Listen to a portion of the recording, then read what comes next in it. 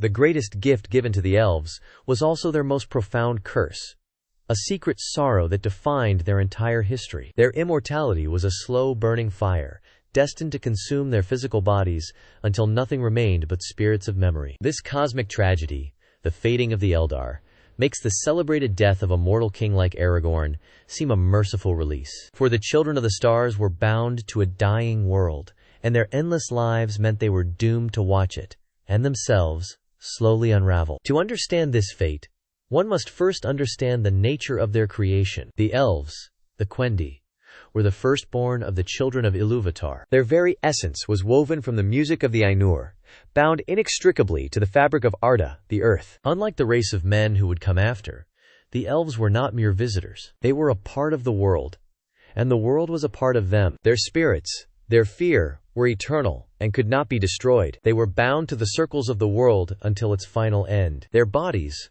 the Fror, were likewise formed of the substance of Arda itself. But here lies the fatal imbalance. The spirit of an elf was an unquenchable, immortal flame, possessing a power and potency that grew with the ages. Their bodies, however, were made of the physical matter of a world that had been marred by the discord of Melkor. From the very beginning, Arda was a finite, decaying reality. The world aged. The world grew weary. The elves did not. Their spirits were infinite. Their bodies were not. This was the core of their tragedy. Over countless thousands of years, the ever-growing power of the elven Fia would slowly, inexorably, consume the physical Hroa that housed it. It was not a disease, but a fundamental law of their being. A powerful spirit, over vast stretches of time, would simply burn away its physical vessel from the inside out, wearing it thin until it became as transparent as glass, and then as insubstantial as air. This process was known as the fading. For the elves who remained in Middle-earth, it was their ultimate destiny. They were doomed to become little more than disembodied spirits,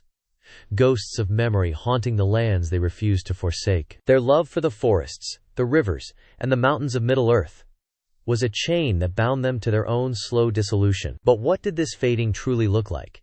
And how did the greatest of the elves plan to fight a war against time itself? In the beginning, in the youth of the world, the effect was imperceptible. The elven bodies were strong, nourished by the unsullied power of Arda in its prime. They built great kingdoms, waged legendary wars, and created works of unsurpassed beauty. During these ages, their spirits and bodies were in a state of relative balance, the Fee empowering the Froa, allowing for feats of endurance, grace, and artistry that mortals could only dream of. An elf could heal from wounds that would kill a man, run tirelessly for days, and perceive the world with a clarity that was almost supernatural. But time is a relentless current. As the first age gave way to the second, the world continued to age. The inherent marring of Melkor, a corruption woven into the very soil and stone, became more pronounced. The ambient magic of the world began to diminish. For the elves, this was a catastrophe. The world they were intrinsically tied to was changing, weakening, and as the world weakened, so did the ability of their Fror to contain their ever-burning spirits. The fading accelerated. It began as a deep weariness of the flesh,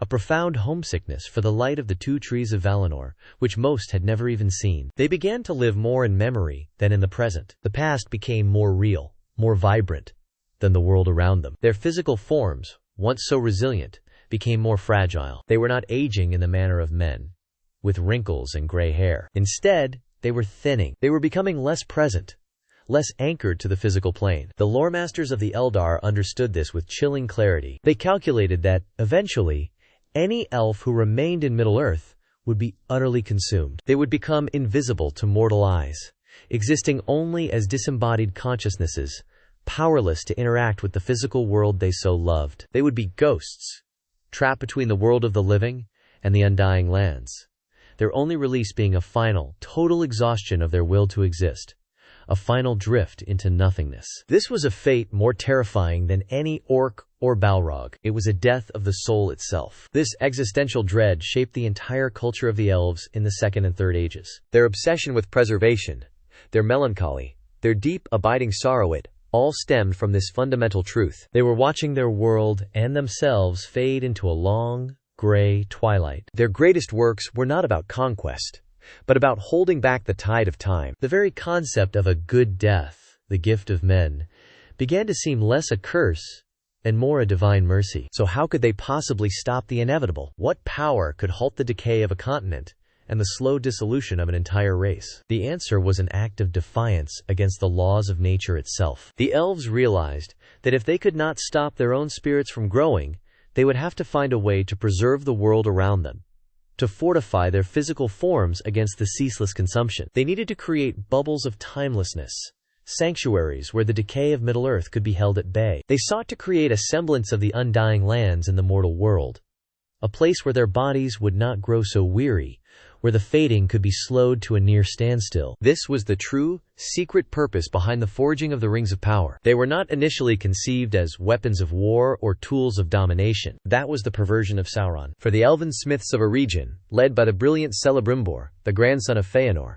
the rings were to be instruments of preservation, of healing, and of understanding. They sought to pour their own power into these artifacts to arrest the decay of all that they touched. They were desperate. Their desperation made them vulnerable. A stranger had come to them, calling himself Anatar, the Lord of Gifts. He was beautiful, wise, and possessed knowledge that seemed to surpass their own. He understood their sorrow, their fear of the fading. He knew exactly what they wanted to achieve. He promised to teach them the high arts of ring lore, to give them the power to create the islands of timeless perfection they so craved. The elves, in their pride and their fear, listened. They believed his promises. Under his tutelage, the smithing of the Rings of Power began in earnest. The lesser rings were made first, assays of the craft. Then came the 9 rings for mortal men, and the 7 for the dwarf lords. The elves of a region poured their skill and their hopes into these works, believing they were creating the tools to save their world. They were creating anchors to Middle-earth, bulwarks against the encroaching sea of time. But Celebrimbor was the greatest of his craft, and he harbored a sliver of doubt. In secret, without the knowledge or aid of Anatar, he forged the 3 greatest of the rings: Narya, the Ring of Fire; Nenya, the Ring of Adamant; and Vilya, the Ring of Air. These 3 were untainted by the hand of the enemy, created solely for the purpose of preservation and healing. They were the elves' last, greatest hope to halt the fading and endure in the lands they loved. They poured their hope and their sorrow into these rings, creating islands of timeless perfection in a sea of decay. But in doing so, they had lit a beacon that would be seen by the one being in Middle-earth who understood the art of binding and control better than any other. In that moment, in the black land of Mordor, Sauron felt them. He had poured his will, his cruelty, and his essence into the One Ring, creating it to be the master of all others. When Celebrimbor put on one of the 3,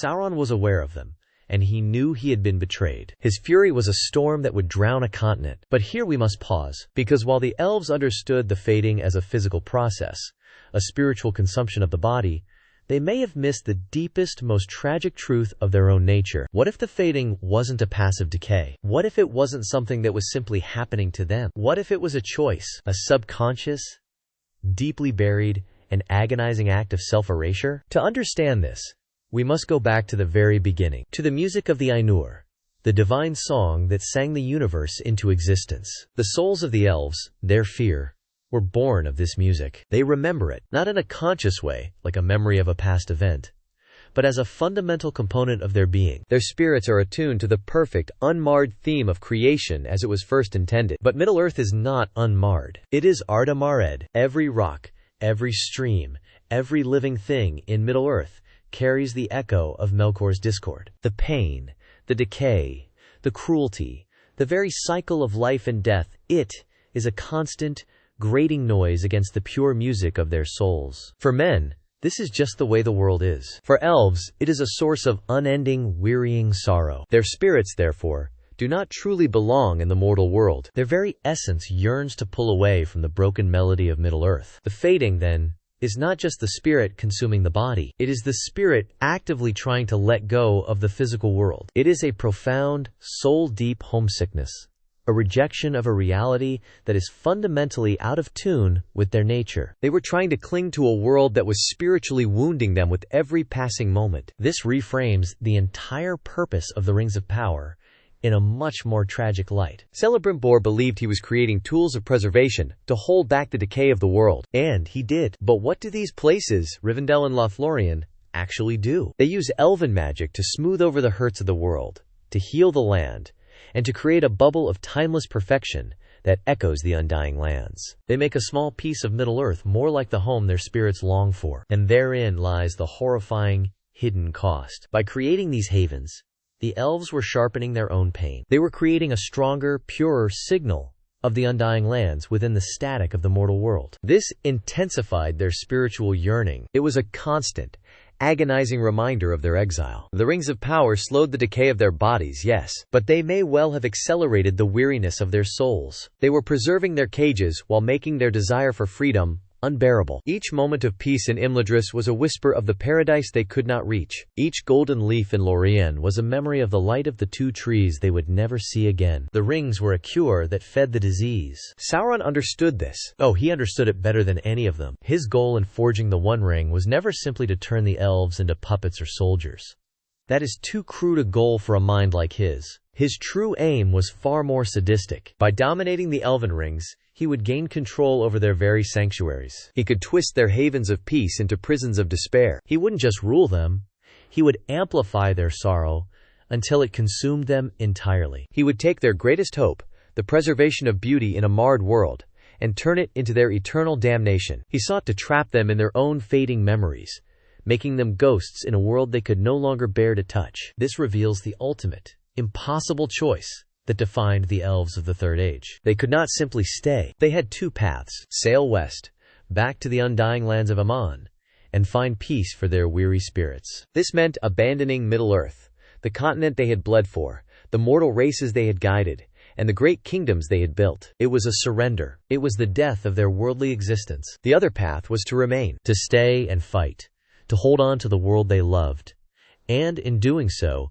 to allow their spirits to finally burn through their bodies until they became nothing but memories, whispering on the wind. A death of the soul versus a death of their legacy. There was no third option. This is why the bearers of the three rings, Gandalf with Narya, Elrond with Vilya, Galadriel with Nenya, were figures of such immense tragedy and power. They were not just kings and wizards, they were gatekeepers. They were dam builders, holding back a sea of sorrows, not just for themselves, but for all the elves who remained. They used the power of the three to maintain Rivendell and Lothlorien as the last fortresses against the fading, the last bastions of elven power in a world that was moving on. They were willingly enduring the amplified pain of their sanctuaries in order to give the free peoples of Middle-earth a fighting chance. Their personal agony was a sacrifice for the greater good, and when the end came, it was swift and absolute. The moment the One Ring was destroyed in the fires of Mount Doom, the power invested in the Seven and the Nine was broken, but so too was the power of the Three. The Elven Rings were bound to the fate of the One, even though they were untainted by Sauron's hand. With its destruction,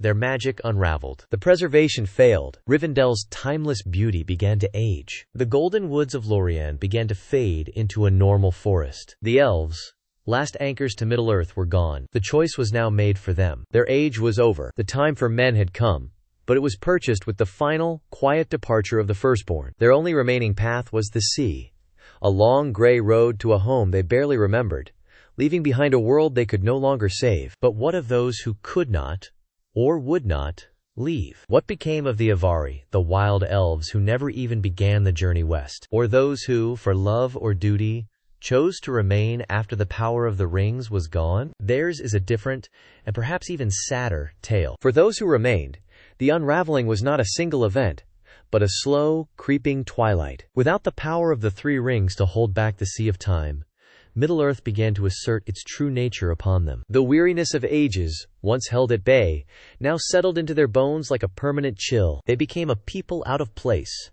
a song sung in a forgotten key. Their great deeds receded into the past, becoming myth, even to themselves. They were the echoes of a symphony that had ended. The Avari, who had never known the light of the trees, and the Sindar and Noldor, who had forsaken the journey home, now found themselves adrift in a world that no longer saw them. The vibrant life of the mortal races, their short, bright, passionate lives, became like a roaring fire next to the elves' fading embers. To men, they became creatures of folklore, the fair folk, the hidden people, a glimmer in the corner of the eye, a snatch of a song on the wind, a sudden sense of ancient sorrow in a sun-dappled glade. The world of men grew and changed. Their cities of stone and mortar rose, Their sciences and politics became complex. Their ambitions stretched across the continent. The deep magic was draining from the soil, from the water, from the very air. The Ents slept, and few awoke. The dwarves delved deeper, turning inward, away from the sunlit world. The age of myth was giving way to the age of history, and so the Firstborn faded from sight, but not from the world itself. Their spirits, untethered from their weary bodies, remained bound to the circles of Arda, invisible, intangible. They would wander the forests and shores they had loved, silent witnesses to the unfolding ages, until the world itself was remade. They became the memory of the earth, a sad, beautiful background radiation from the dawn of time. Theirs was the ultimate tragedy of the elves, to love a world that was, by its very nature, transient. They were immortal beings, set adrift in a mortal reality, and their entire history is the story of this fundamental conflict. They built kingdoms that were destined to fall. They loved mortals who were destined to die. They fought a war against a darkness that was merely one expression of the inevitable decay of all things. Theirs was the long defeat. Yet in that long defeat, they achieved a victory that outlasted mountains. They held the line. For 6,000 years, they were the bulwark against the night. They preserved the lore, the beauty, and the hope of the elder days, and passed it as a gift to the younger races who would inherit the future. The story of the elves is a testament that the value of a struggle is not in its final outcome, but in the beauty and courage shown along the way. Their song has ended, but the melody lingers. The tales of the elder days are now complete. But for every story told, 1,000 more lie waiting in the deep archives of time. The threads of this grand tapestry are endless, from the fall of the first Dark Lord to the rise of the last kings of men. If you wish to continue this journey and uncover the lost chronicles of Arda, subscribe to the _Silmarillion_Chronicles. The history of Middle-earth is vast, and our exploration has just begun.